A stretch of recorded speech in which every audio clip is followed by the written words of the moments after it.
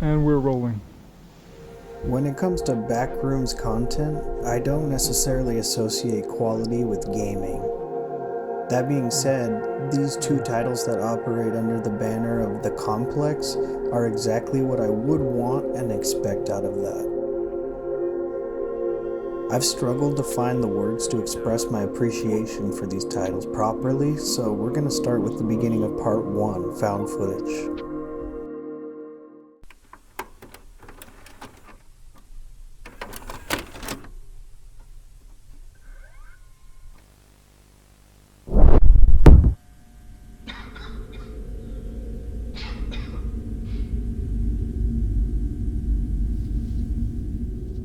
We get the famous no-clip start without any explanation.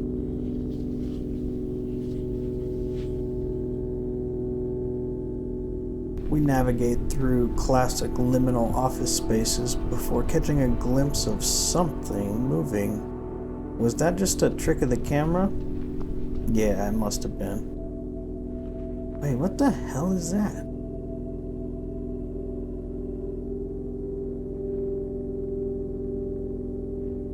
Anyway, the environments managed to stay interesting despite the inherent nature of the backrooms just being pretty empty and generic. A few of the things stand out, like the abrupt environmental changes. It'll look like multiple different settings were thrown in a blender, and this is like the puree that they spat out. Can't help but make me think of the Winchester Mystery House. If you're unfamiliar with that, just go Google it, go down the rabbit hole, you'll thank me.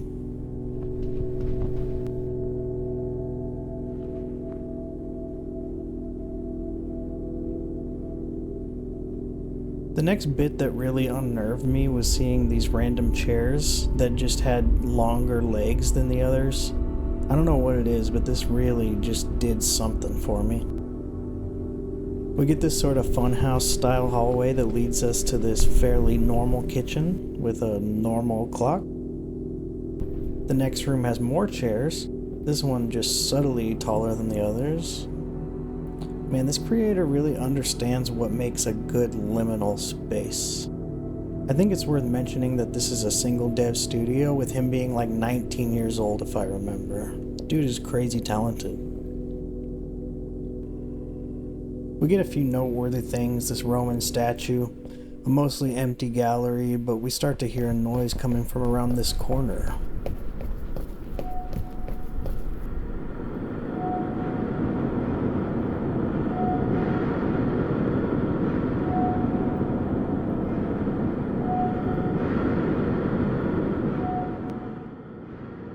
Wow. I like how there's warning signs like, hey, don't lose your footing and fall, because you'll probably just keep falling for all eternity, so, use caution. We take an elevator ride and step out into the complex's version of the pool rooms. This is a mainstay in liminal space community, and one of the more tranquil settings. A lot lower on the creep factor. But that's not a complaint. It gives us a nice break from the claustrophobic hallways and creepy environment. Man, could you imagine being in charge of laying the tile for this place? You'd have job security, that's for sure.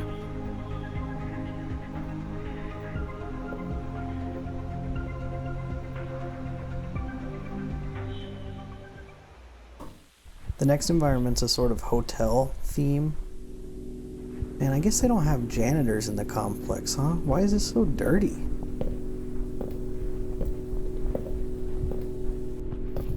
Things really start to get creepy after we notice this ominous red glow. We start seeing furniture on the ceiling and transition back to the yellow wallpaper for a little bit. Some static draws us to another elevator, and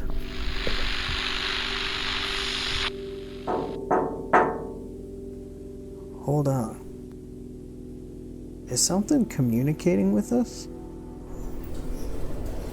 Okay, chairs. What could that mean? The environment starts to make less sense, becoming more erratic and illogical. This next set piece really caught me by surprise. I'll let this play out.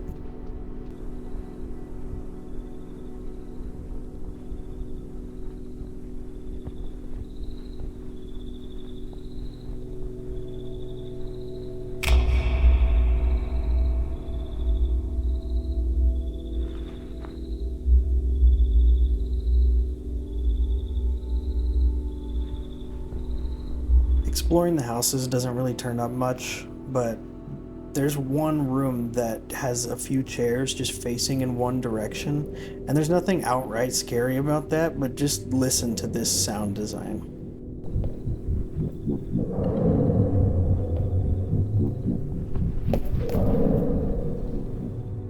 It's so good, and for some reason it just plays in that room. There's nothing scary about that room other than that sound.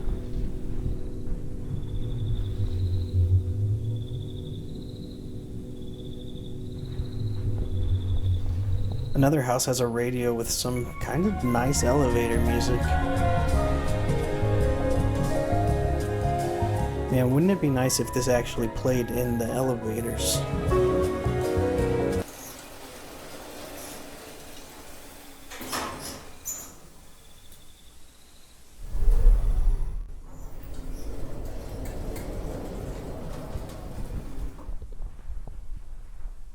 I imagine parts of Canada probably look exactly like this. Exploring the houses doesn't turn up much, except, you guessed it, another elevator. This last elevator contains the only real jump scare in the entire game, so here's a fair warning. The volume gets pretty loud. And I'm just gonna let the ending play out.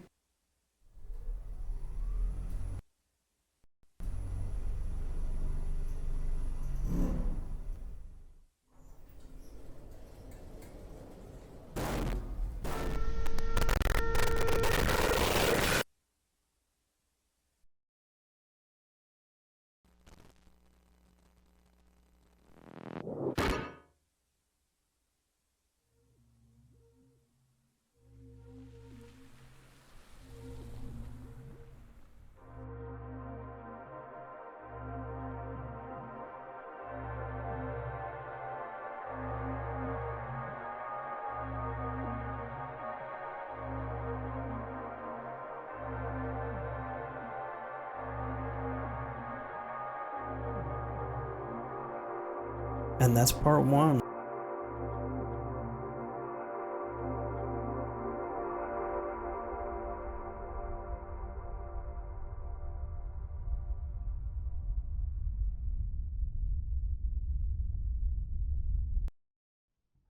Beginning the next part with recovered footage part 2.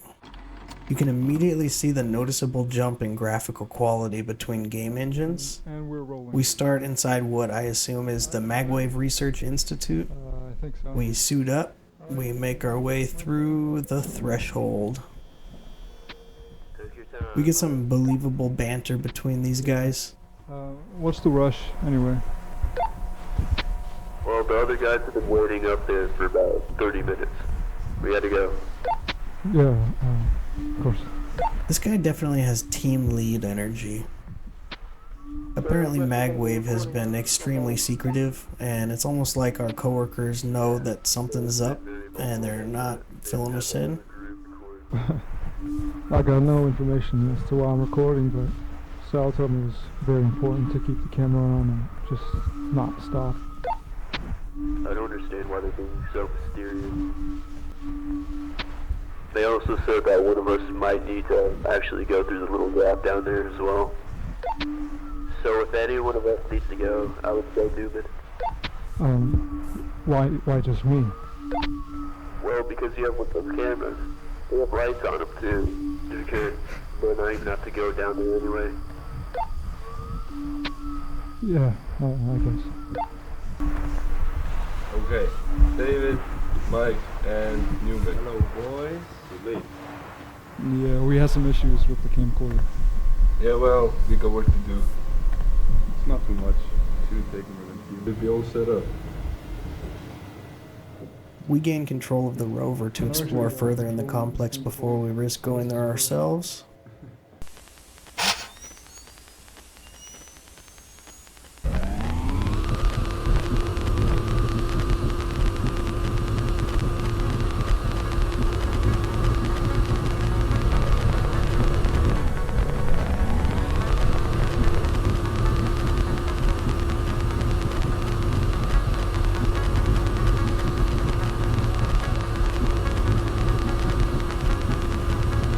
But of course we end up losing our connection. You know, it's not that far. I'll just go get it, bring it back. No big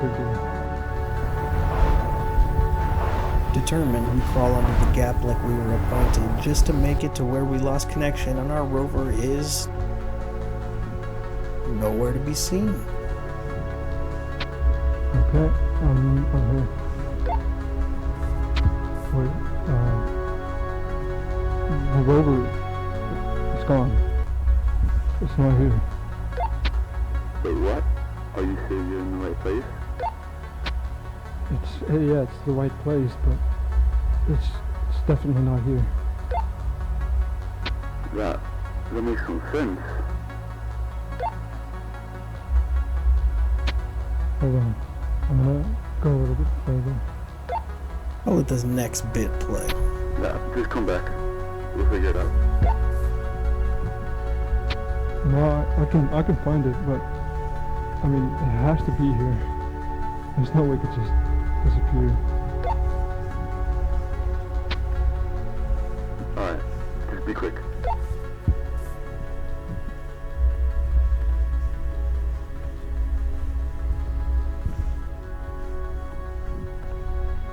What the hell?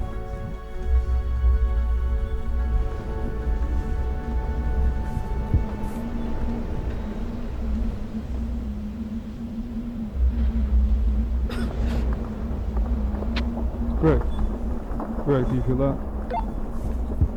I think there's an earthquake going on. What? I don't feel anything. Everything's shaking, man. You can't feel that?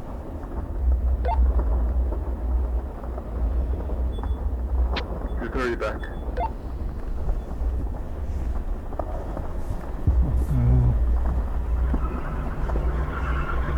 Newman?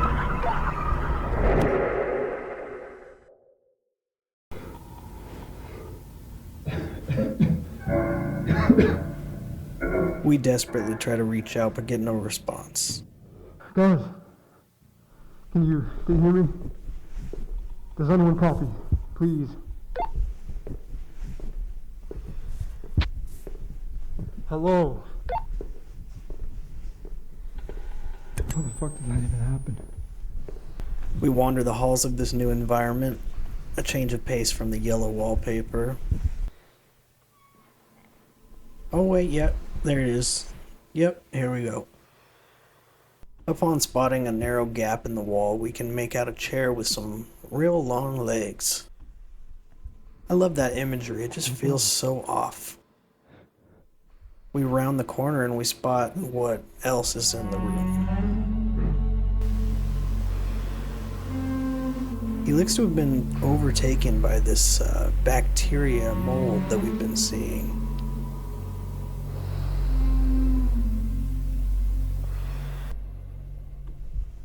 This baby blue waiting room style hallway actually drove me kind of crazy a few times, getting lost in here through the multiple playthroughs that I did for, the footage of this. I kind of hated this part. Next we spot a sign that states we're now in the year 2007. We find ourselves in more yellow. This time with a more open, unhinged layout. At the end of a hallway, we can spot an ominous red glow and what looks to be like black smoke billowing out of something. We can make out a chandelier further down, but that's about it.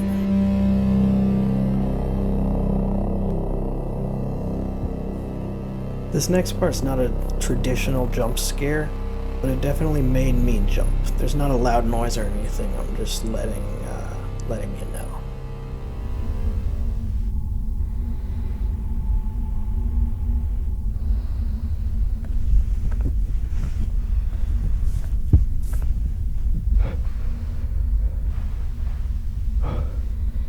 The fuck are you? To my knowledge, he's also randomized with his placement in certain parts of the game. Isn't that great? He's like a Slenderman Funko Pop, life size. Our next elevator has a dolly for some reason. We open up to this game's version of the pool rooms. This pop of yellow really stands out. Also, this version feels far less tranquil than the last game's pool rooms. It still feels that way in comparison with the rest of the game, but the last game was just classic pool rooms. I really like the sound design through here. Just sit with this for a second.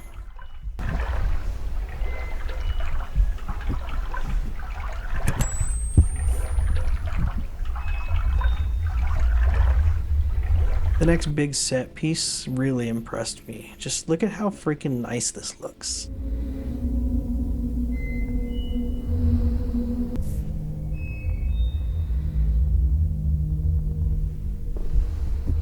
We even have a diving board so that if I could find my way up there, I can swan dive into this 2-foot deep water and shatter my spine. Oh, and there's no smoking in here.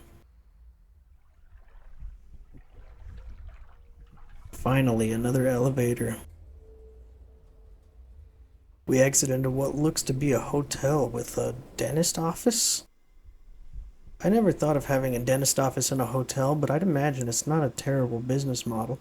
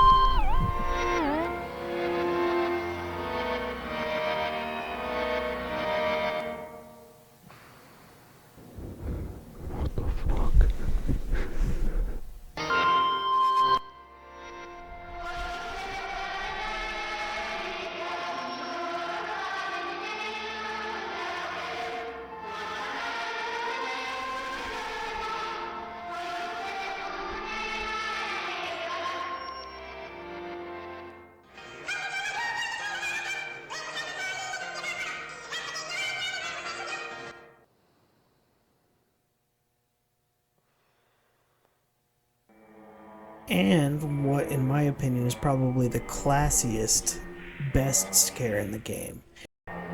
Just this really unsettling moment. We start to hear this noise, something's drawing us to this window, and when we look out, this is what we get.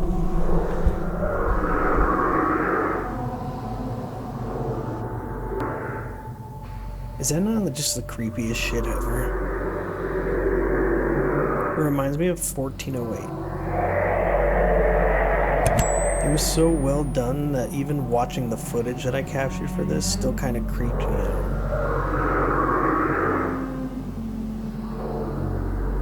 Look at this end table, man. That thing is freaking tall.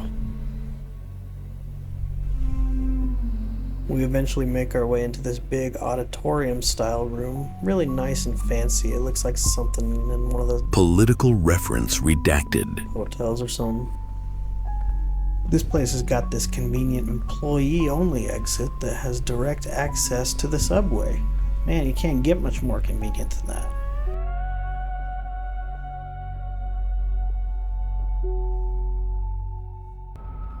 When we get off the subway, the environment really starts to lack any consistency at all.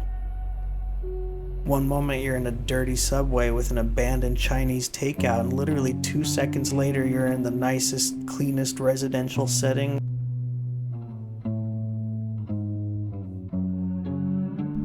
I like this room. This is the type of place where you die from a bacterial infection while recovering from a shelling that your company took in World War I or something. We find a small hole to drop into. Again, I'll let this part play for a second just to let you sit with this like I had to.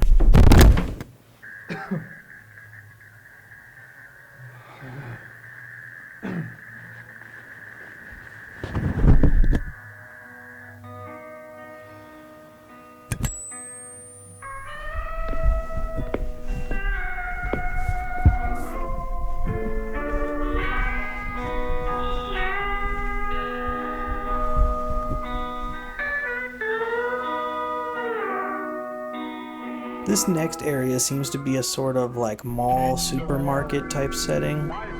Another classic in the liminal space community. We see more shops with nothing in them, just random shopping carts strewn about. Places that should be bustling with life normally. We make our way through some unfinished sections, pathways that loop back around on themselves. Eventually we find this parking garage, and when we enter, this happens.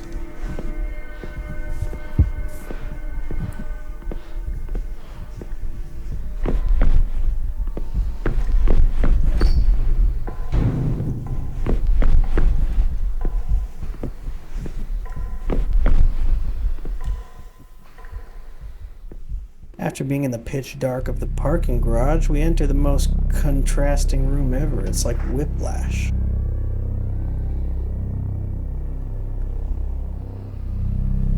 We can see a red glow behind some wooden beams, but it's blocked off. This is actually where we need to go, but we can't get through just yet. We have a few other things happen, mostly just sitting with the silence of the complex as it forces us into introspection. These games don't feel the need to constantly scare you. It might feel like that because of the way I'm explaining things, because it's just I'm jumping from moment to moment, but in reality there's these long stretches between these moments where you're just walking in the silence, and I wouldn't want it any other way. Like it doesn't chase us around with a monster. It's staying faithful to this liminal space thing.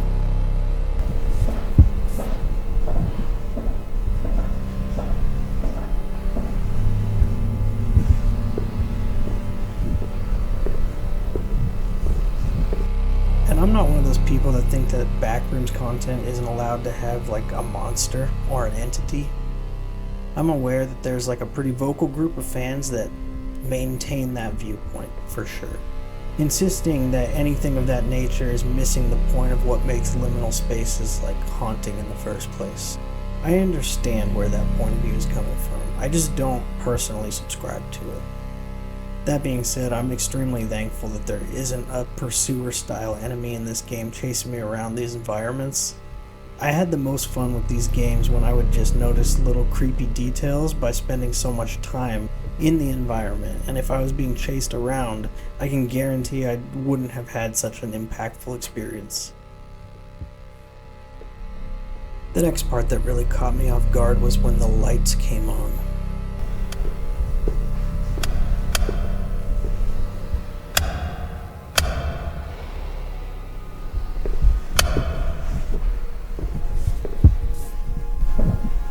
We make our way back to those wooden beams that were blocking us from getting through here, and behold, the path is cleared. We gain access to another elevator. The environment's starting to look a lot more sinister, with trash and junk and barbed wire and chains. Immediately after, in sharp contrast, we get what might be my favorite set piece in the entirety of both games. Oh my God.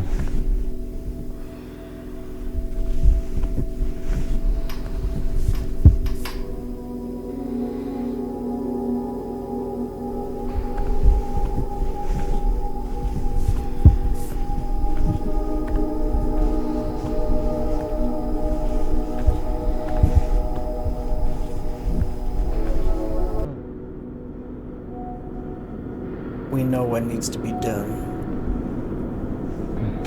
Focus. Focus.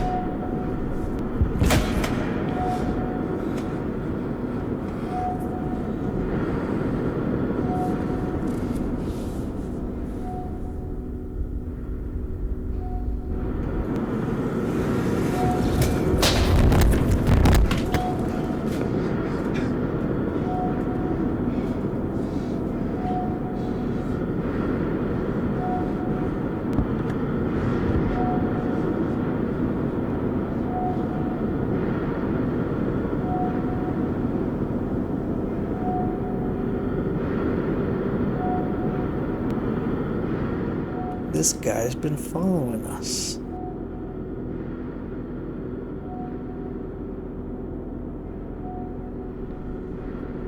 We're greeted by another familiar sight in the liminal space world, which is apparently a real-life location. A hotel in London, fun fact.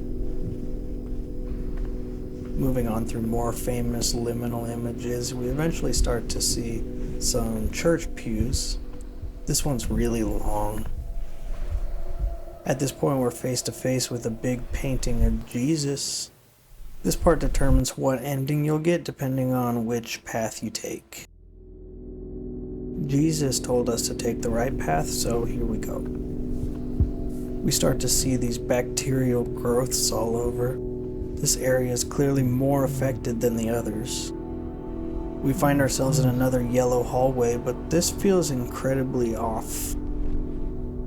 Turning this corner, we see that this bacteria thing that we've been seeing has completely overtaken what is likely one of our colleagues, or what was one of our colleagues. Oh shit.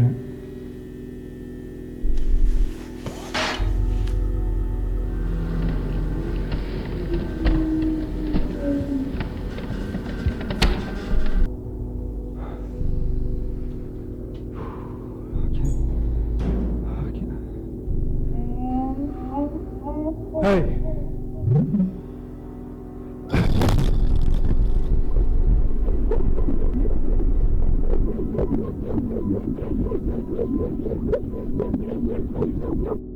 Again, I gotta praise the sound design, man. The sound that the entity makes before it attacks him is just haunting.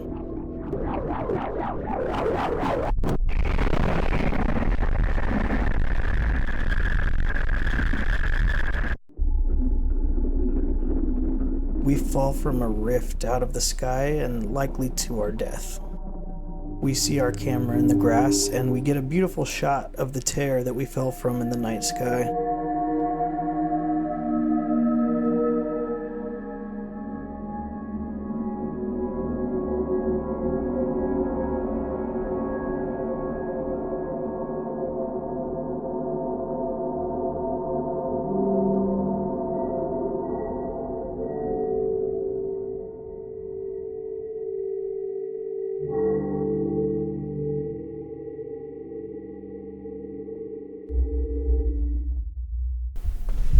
If we take the path on the left labeled restrooms, we eventually come to the end. Whoa. What? I wasn't expecting to be able to just walk off into the void, but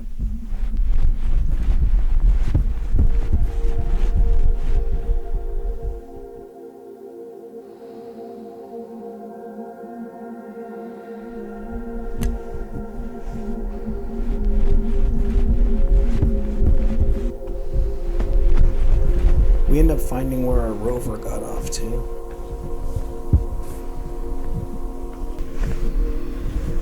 Crawling back through the gap the other way, we came back to the spot that our team was, except, you guessed it, they're nowhere to be found. Man, do we gotta do everything around here? Just follow the... We come back to an abandoned research institute. Oh my god. I'm actually back. It looks like everybody just up and left. The threshold that was present when we first entered the complex is now completely gone. Hello? The way I interpreted this was that the complex was merging with our reality. There's no longer this artificial entry into the complex that Magwave created. It's now part of our reality. What is that?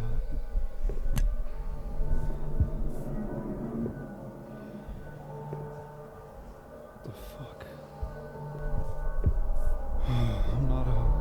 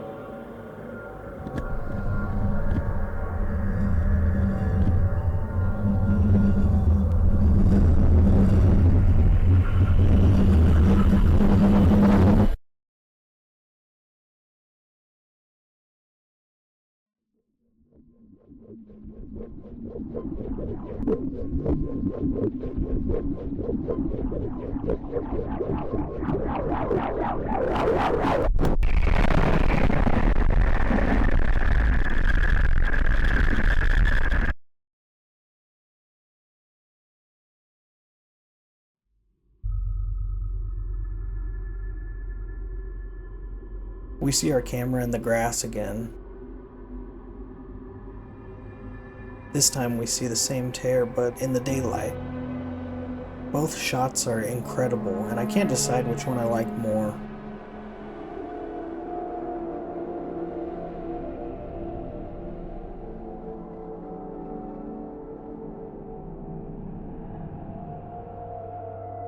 We see the overgrown institute again, but this time we get a brief glimpse of the demolition sign that's been tagged over.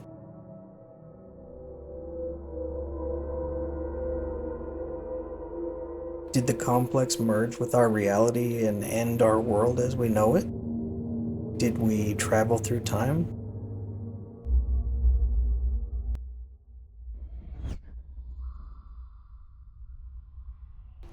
I don't know, man. I don't really know. I'm over it.